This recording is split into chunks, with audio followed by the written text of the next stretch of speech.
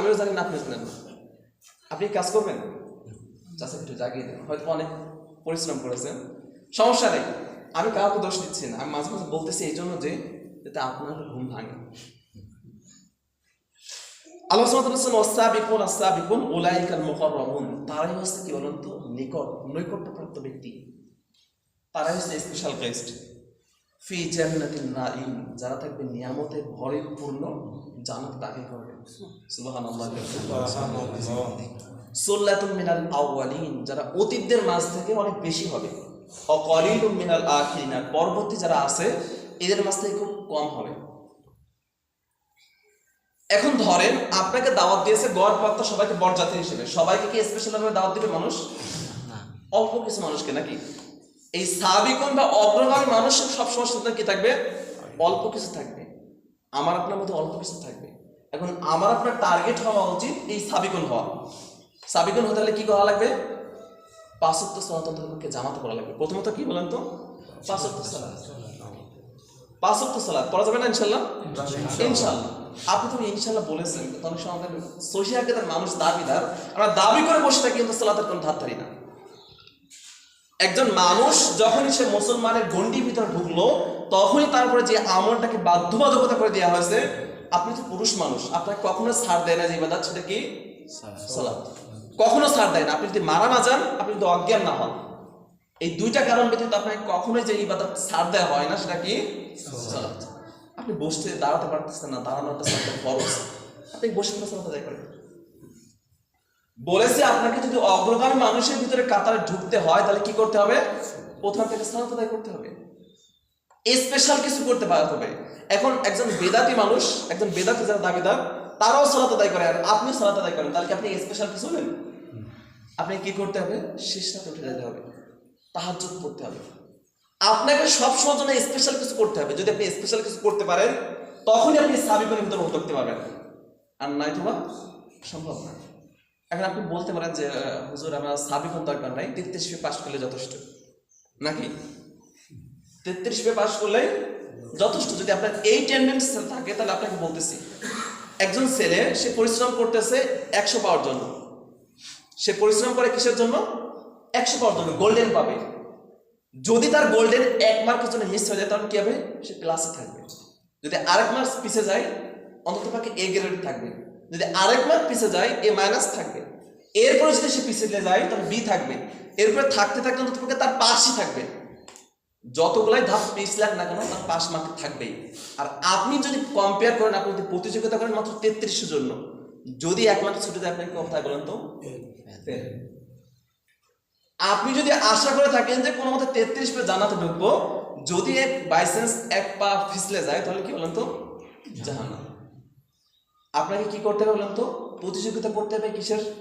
এই সাবিকুনের, অগ্রগামী মানুষের জন্য। কিভাবে আমার এই অগ্রগামী মানুষের ভিতরে ঢোকা যায়? আরেকটা সমস্যা আমি যেটা পরিলক্ষিত করছি, সেটা হচ্ছে এই, আমরা যারা সহিহ আকীদার দাবিদার মানুষ, তারা কি করে জানেন? কোরআন পড়ি না, কোরআন পড়ি না, সত্যি কোরআন পড়ি না। এখানে আপনাদের মাঝে অনেকে দাবি করতে হবে যেমন কোরআন পড়তে পারি না। যে বা যারা এই কথা বলে, আমি মনে করি সে মিথ্যা কথা বলছে। তারা মিথ্যা কথা বলছে। কেন? আপনি তো সূরা ফাতিহা পড়েন, সূরা ফাতিহা কি কোরআনের বাইরে কিছু? বলেন, বাইরে কিছু? আপনি তো সূরা ইখলাস জানেন, ইখলাস কি কোরআনের বাইরে কিছু? আপনি তো সূরা নাস জানেন, সূরা ফালাক জানেন, সূরা লাহাব জানেন, সূরা ফিল জানেন, আপনি এগুলো কি কোরআনের বাইরে কিছু? তাহলে আপনি বলেন আমি কোরআন পড়তে পারি না। আপনি যদি কোরআনকে আজকে যত্ন সহকারে না পড়েন, আল্লাহ রাসূল সাল্লাল্লাহু আলাইহি ওয়াসাল্লাম বলেন কিয়ামতের মাঠে 2টা জিনিস মানুষের পক্ষে সাক্ষ্য দিবে, ওকালতি করবে। একটা আছে কোরআন, আর একটা আছে বলেন কোরআন আর সালাত। কিন্তু আমি যে হাদিসটা বলতেছি সেটা হচ্ছে কোরআন এবং সিয়াম, ভুলে গেছিলাম। কোরআন এবং সিয়াম, এই 2টা জিনিস কিয়ামতের মাঠে কি করবে? আল্লাহর কাছে সুপারিশ করবে যে আল্লাহ, এই ব্যক্তির সাথে আমি চিনিতাম, এই ব্যক্তিকে আমি জানতাম, এই ব্যক্তি আমাকে যত্ন করতো, আমাকে পড়তো প্রতিনিয়ত। এখন আপনাকে যদি জিজ্ঞাসা করি, ভাই আপনি সর্বশেষ কবে কোরআন পড়ছেন? অনেক মানুষ আছে এখানে বসে আছে, জীবনে কোরআন ধরছে কিনা আমার সন্দেহ আছে। অনেক মানুষ আছে 1 বছর হয়ে গেছে কোরআন ধরে না, অনেক মানুষ আছে 2 মাস হয়ে গেছে কোরআন ধরে না। আরে ভাই, আপনি কোরআন যদি নাই ধরেন, কোরআন কি আপনার পক্ষে ওকালতি করবে কিয়ামতের মাঠে? বলেন। আজকে যদি আপনি কোনো মামলায় ফেসে যান, আপনাকে একজন ওকাল ধরা লাগবে, যে উকিল আপনাকে কি করবে, আপনার পক্ষে সাক্ষ্য দিবে যে আল্লাহ না, সে সাক্ষ্য দিবে যে জজ সাহেব সে কি করেছে, সেই পাপ কাজ করে নাই, আপনি আমার কি বলেন, আমার সুপারিশ গ্রহণ করেন। কিন্তু কোরআন যখন আপনার লয়ার হিসেবে কালকে আমাদের মধ্যে আল্লাহর কাছে সুপারিশ করবে, তা আপনি তো কোরআন ধরতেনই না, ভয়তে। কোরআনকে সম্মানের কারণে আমরা কোরআনকে সম্মান করে সবার করে রেখেছি। আমি বলেছি ভাই আপনি কোরআন ধরেন, কোরআন পড়েন, কোরআন অনেক অমূল্য জিনিস, ঠিক আছে, কিন্তু কোরআন এত অমূল্য না যে আপনি ধরতে পারবেন না। হিন্দুদের ধর্মগ্রন্থ কি জানেন, বেদ, তারা কিন্তু বেদ সবাইকে ধরতে দেয় না। আপনি কি হিন্দু নাকি? আপনার কাছে কোরআন আছে, আপনি কোরআনকে মূল্যায়ন করেন, কোরআনকে যত্ন করেন, কোরআন প্রতিদিন খুলবেন, সূরা ফাতিহা পড়বেন, কোথায় পড়তেছেন কোথায় করছেন দেখার দরকার নেই, আপনি কোরআন পড়েন। কিভাবে পড়বেন? কোরআন খুলবেন, খুলে যেখান থেকে থাকুন এখন আপনি দেখে পড়তে পারেন না, চোখ নাই, আপনি কোরআন খুলে তারপরে সূরা ফাতিহা বন্ধ করতে দেবেন। যদি আপনি কোরআনের সাথে এভাবে করে কম্পেয়ার না করেন, যোগাযোগ না করেন, কোরআন আপনার পক্ষে সাক্ষ্য দিবে না। আপনি কোশ্চিন কালেও ইবাদত করে, নামাজ পড়ে, তাহাজ্জুদ পড়ে, দান সাদকা করে সাবিগুন হতে পারবেন না যদি আপনি কোরআন না পড়েন। আপনি কখনোই জান্নাতে যেতে পারবেন না যদি আপনি কোরআন না পড়েন। ভাই, কোরআনকে আপনাকে কি করতে হবে? পড়তে হবে, যত্ন করতে হবে। আপনি কোরআনকে ধরেন, বুকের সাথে জড়িয়ে দেন, চুমো দেন, এরপর পড়েন, কোরআনের সাথে একটা সম্পর্ক, কানেকশন তৈরি করেন। আমরা শুধুমাত্র কিছু মানুষ আছে, আমাদের কিছু পাবলিক আছে যারা কোরআন রমজান মাসকে একটু ধরে, আর কিছু পাবলিক আছে টোটালি কোরআন ধরে না। যদি আপনি কোরআন ধরতেন তাহলে মসজিদে কোরআনের এই অবস্থা হতো না। আপনি কোরআনকে পড়তে পড়তে ছিঁড়ে ফেলান, সমস্যা নেই, কিন্তু যখনই আপনি কোরআনকে যত্ন করে সবার উপরে রেখে দিয়েছেন, এটাই সমস্যা।